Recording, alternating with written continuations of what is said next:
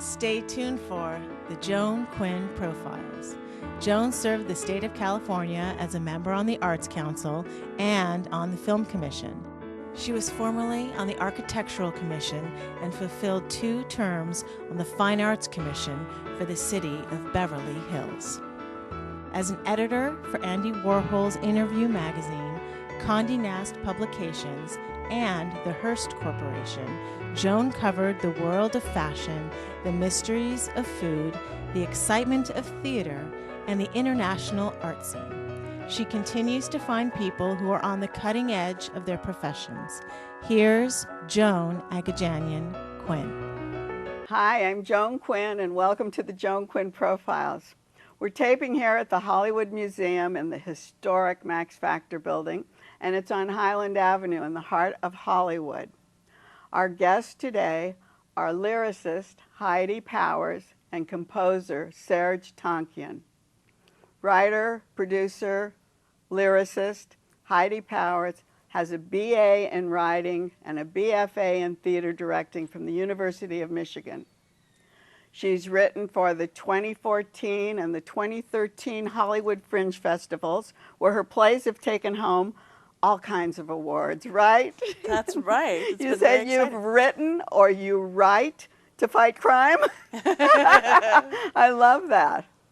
Yes, my husband, who is my writing partner, Tom Moore, and I love to spend our time together coming up with stories that sort of change people's minds and hearts about things. Yeah. So that's where that comes from. And so when you're not writing and you're at home, you're called the guru of marketing. Guru, doing what? Why are you so good? And for whom do you work? Well, I have worked for a lot of the different movie and TV studios in town. I know, but why do they call you? They all have their own PR and marketing departments. They do. I think it's all about the way we tell stories. And the truth about marketing is all about telling stories, is expressing specifically what the story is that they're telling in an encapsulated way that reaches the audience, because everyone likes to understand where people are coming from. So what would they call you in for? A film? Or? Yeah, for films and for television shows. Sometimes even for toys and clothing. Is that right? Yes, that's correct. I might even have written a fashion vlog for a particular cartoon character her voice. Oh, you mean in her voice? Mm-hmm. Oh, so you cover everything. I do. What does marketing actually consist of? So it's soup to nuts. It's anything that reaches out to the audience that needs whatever you have. So if, for instance, it's a cute, sparkly T-shirt with a cartoon character on it, you need to make sure that the people who are missing that cute, sparkly T-shirt in their life get to understand where they can find it. If it's a play, right, to find it. Right, exactly. And the same thing goes for a movie or a play. It is to find the right people who have a missing piece of their life that can be made better by whatever it is.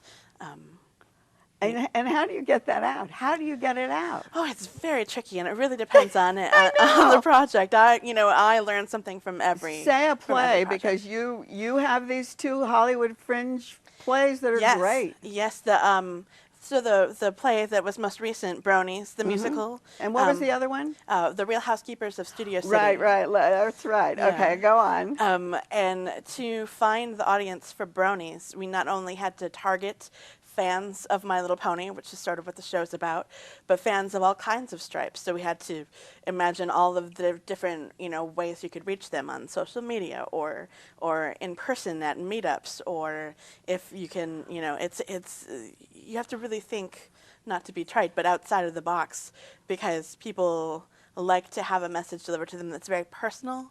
And I think that's why I'm a guru for marketing, because I make the message personal. But do they read it? Where can they read it? You don't have newspapers like you used to. You don't have magazines. They don't. So it's a lot about social media and what you can share online.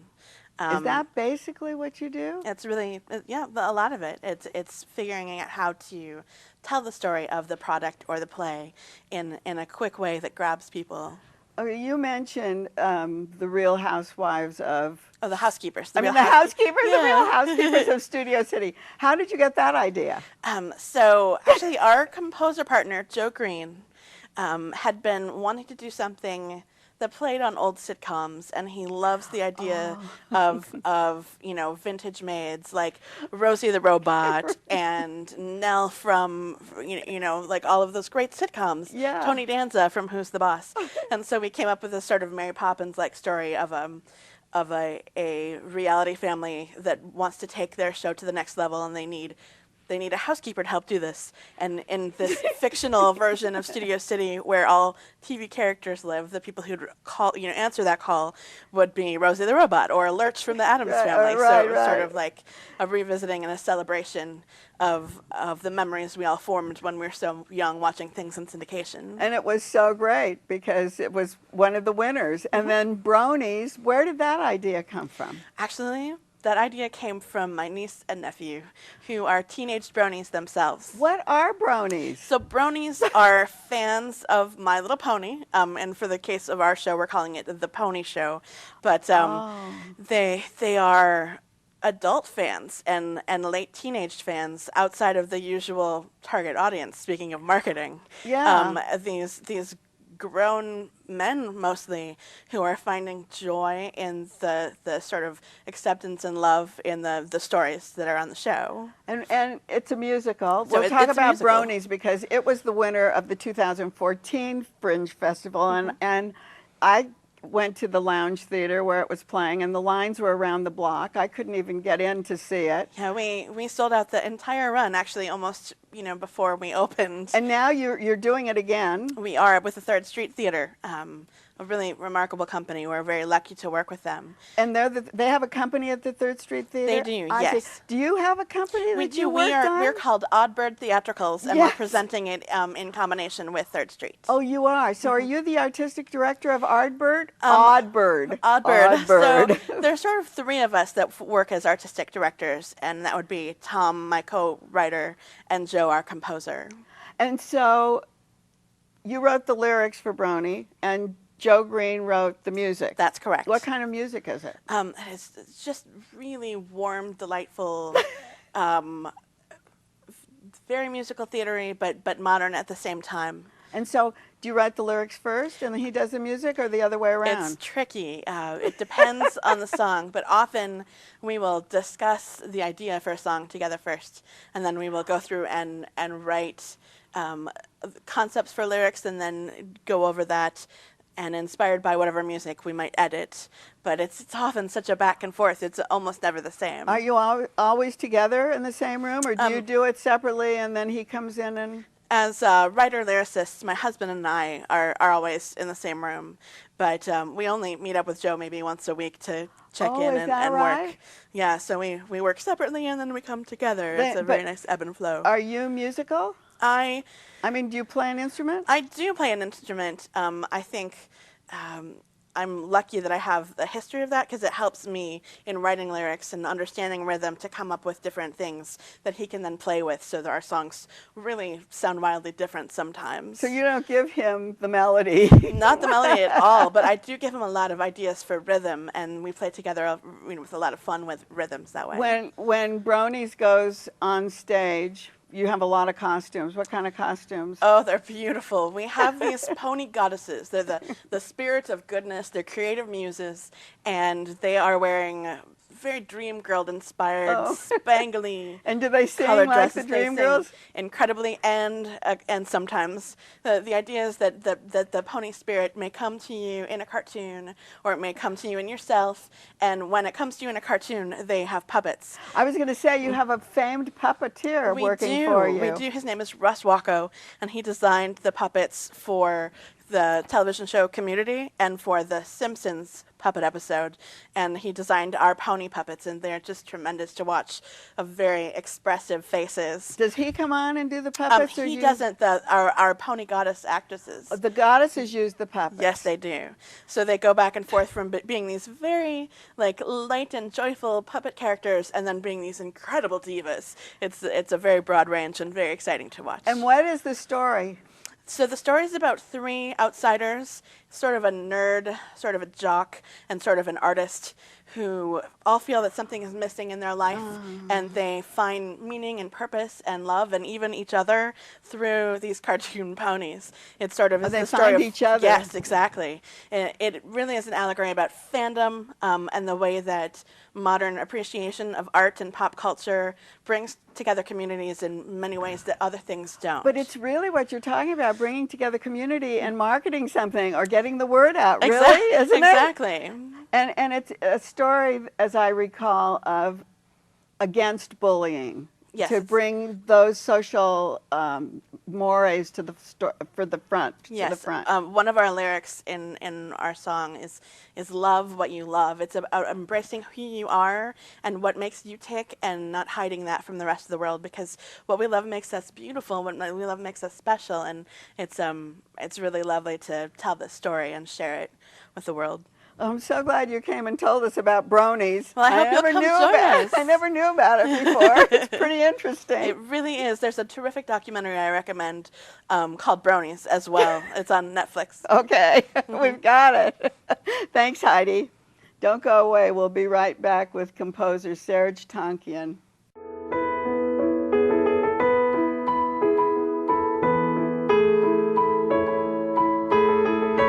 Hi, I'm Joan Quinn, and welcome to the Joan Quinn Profiles.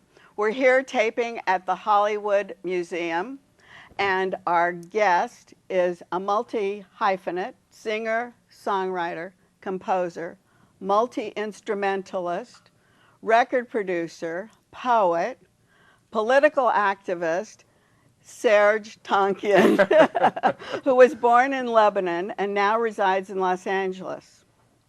In 2011, he was awarded the Armenian Prime Minister's Medal for the music that brought light to the tragedy of the Armenian genocide. At that time, in 2011, you had a group. Was it System of a Down? Well, System of a Down's been around since 1995. Oh, it's been around that long? Yes. So tell me about that, and because that led into the medal, I guess. Well, when going to Armenia, working backwards on the question, going to Armenia, I was there to play with an orchestra, an Armenian orchestra, at the opening of the Tumo Center in 2011. And so that's a nonprofit technology center, and we had a great show. And yes, I got to meet with the Prime Minister and have a nice chat with him regarding the government, etc. Don't be so modest. He did give you a wonderful medal because he was commemorating what you have done. And I think your activism started with System of a Down. What were Absolutely. you? And there was a movie that went with it. Tell us a little bit about that before Sure. we get into your other work. I was an activist before I was a musician or composer. And so for me, it comes hand in hand. Art and activism and politics come hand in hand. Not for everyone, of course. So with System, one of the things that we've always talked about, being for Armenians living in America, is the Armenian genocide and the necessity to spread the awareness about it, and the importance of Turkey recognizing its own history and coming to grips with accepting the Armenian genocide. So that's something we've always cared about and talked about, both as a band and on my own as well. So did you write the music? What kind of music was it? System is pretty heavy progressive music, I would say, heavy rock. And I co-write the music along with mostly Darren and Chavo and John. And you know, we've had a healthy career. We've put out 5 records so far. I was going to say, are you still working together? We're still working together. Yeah, we just did a tour last year, and we're planning on some stuff to work on together next year. Do you write together? We write separately and then bring it in to collaborate in that sense. Do you sing together? Darren and I sing together. And so you were following your heart with that. And then you went out on your own and did things on your own. Yeah, in 2007 I put out my first solo record called Elect the Dead. I've put out 3 solo records as well as a symphony record and a jazz record since. So the symphony was pretty interesting. Tell me is it Orca? Orca, correct. And did you do that in Australia? I wrote most of it in New Zealand. I live in New Zealand part of the year. Oh, you did? You do now? I still do, yeah. I'm a resident and I so live between... far. It's so far away. It's a good thing. It's a good thing. And so, yeah, Wow. I love New Zealand. I love living there. And so I composed most of it near the ocean. And I penned it orca because, you know, the killer whale is actually a dolphin. It's from the dolphin family, Dolphinicus. And so, to me, it was a great way of talking about the dichotomy of the human drama. I thought it was Orca the whale. Then I thought it was a play on orchestra because it's symphonic, right? Why not? That works. Sure. But is it? Sure. Art is supposed to be open to interpretation. And when you live there, do you have other collaborators that you're with, or do you have musicians that you're with? Some, but mostly I compose on my own, and we live there on a farm, and I'll do a little music. I call it composing and composting. Composting? Yeah. Okay, so what have we done? We've covered singer, writer, composer, musician. What do you play? I play a number of instruments: piano, guitar, bass. I program. I compose for any instrument, pretty much. But yeah. What do you compose on? Piano, guitar, bass, everything? electronics, vocals, everything. Everything. You use everything. And we know where the inspiration for System came from. That was pretty cool. Well, we we know where don't. Orca comes from. Inspiration. System's inspiration is pretty diverse. Oh, is it more than just the genocide? Oh, of course, of course. I mean, our influences musically are pretty diverse, and our thematics are pretty diverse, from personal to, love to politics to many different things. So if you have a love story, it doesn't really pertain to the other three guys, you still use it? If it works for change it? System, it works. If not, then I use it for my own stuff. So where did you go to school? Primary school, I went to an Armenian private school called Alex Pilibos, Rosen Alex Pilibos in Hollywood. And I also went to Cal State Northridge for university. Did you study music there? I did not. Have you studied music at all? I've never studied music. No writing? I don't believe in studying music. You don't? Well, how did it all come to you? I shouldn't say that, but everyone every kid who's been forced to actually take the piano does not play the piano now. That's not a coincidence. Anyway, how do I come to doing music? Is it Armenian genes? Was there Maybe. Was there music in your background? Yes, my dad is an amazing singer and loves music, plays the oud, and I think there's definitely music in my family. I was told that my great uncle was a minstrel, and so. So you have your singing. So I think your singing genes. Yeah. But your father too. What instrument did he play? He mostly sings, but he plays the oud. The oud is a big. It's a Middle Eastern instrument. It's a lute. How Yeah. many strings? Lots of strings? I want to say 8, but I could be mistaken. Excuse me if I am. But it doesn't matter to you because you play it anyway, right?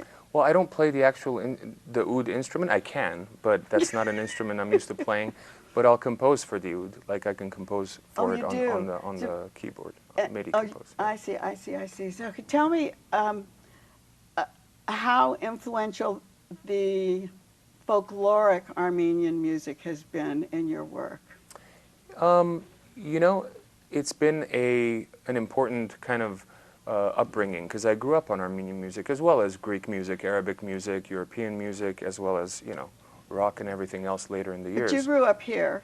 I grew up here. I was born in Lebanon, but I was 7 years old when my parents migrated in '75. I grew up here, and yeah, so my musical background definitely has a lot of Armenian influences, and that kind of seeps through whatever I do. On everything, even the symphonic music. Yeah. You're doing a concert with Lark, which is tell us what Lark is.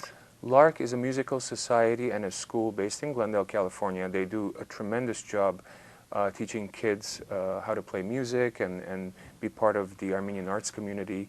And they also do a lot of archiving of music. They commission pieces by different Armenian composers, etc. They do a lot of great work culturally. And you're doing a concert with them.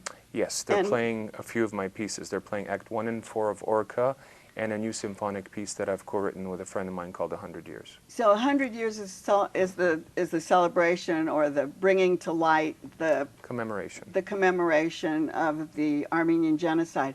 What kind of music is that? And you composed it with a non-Armenian. Yes. My friend John Psathas in New Zealand, he lives in Wellington, He and I have done Elected at Symphony together. He was very helpful when I was arranging Elected at Symphony years ago in 2009, and so we've stayed friends and we worked together. He actually came up with the idea. He said we should do something in New Zealand for the 100th anniversary of the genocide. He's Greek Kiwi. Oh, he's Greek, yeah. And so I said sure. Kiwi. So we started, yeah.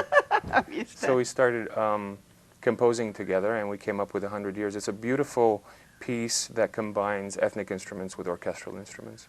And how long is it? It's about 10 minutes. Fantastic. Will you play in it?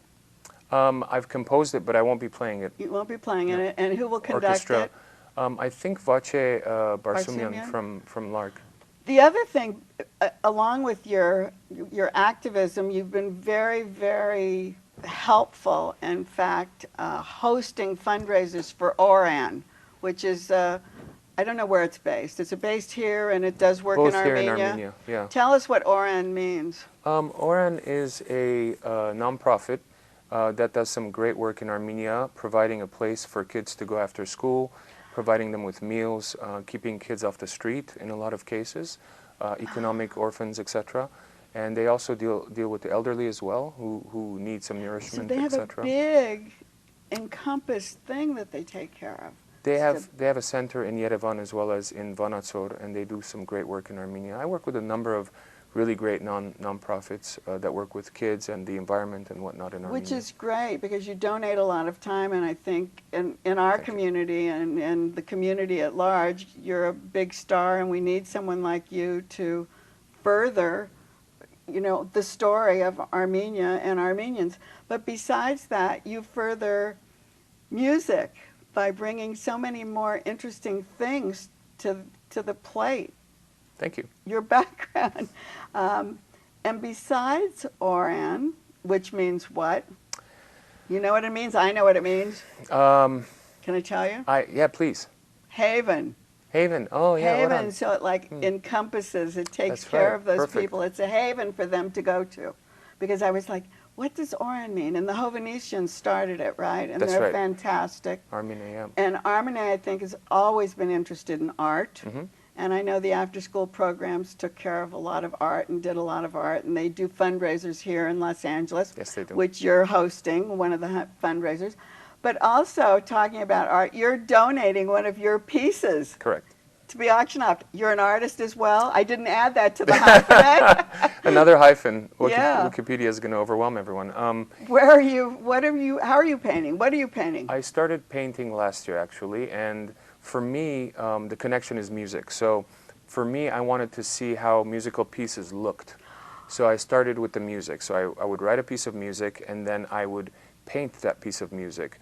I would use clocks to decipher where the notes should be on the first measure of the score for that piece, and the color and everything based on the mood of the piece. Now, what's different about what I'm doing is that we connect the music with the painting. In other words, when you come to see an exhibition, we have a free app that you download on your smartphone, and through optical recognition, you're able to actually hear the painting as you go around. You're kidding. No. How? It's totally interactive. It's totally interactive. It's multimedia. It's called Eye for Sound, and we're doing a multi-artist group exhibition of Eye for Sound in December in Los Angeles. We're doing one in New Zealand. We're planning other exhibitions. Well, is the work on a canvas? The work Is is it- on a canvas. yes. And what's it painted with? Is it oil or acrylic? It's acrylic mostly, and also it's multimedia. I mean, there's clocks and things glued to it. It's mixed media. Oh, I it should say. is. So it's like, what? Mixed media, yeah, but collaged like. Is it? Some as of well? it. Some of it. Some have pictures in the background. and Do you stuff. do it all? I do it all. Yeah. And when did you start painting and doing this work? I started last year, early last year, and I really got into it, and I just created a lot.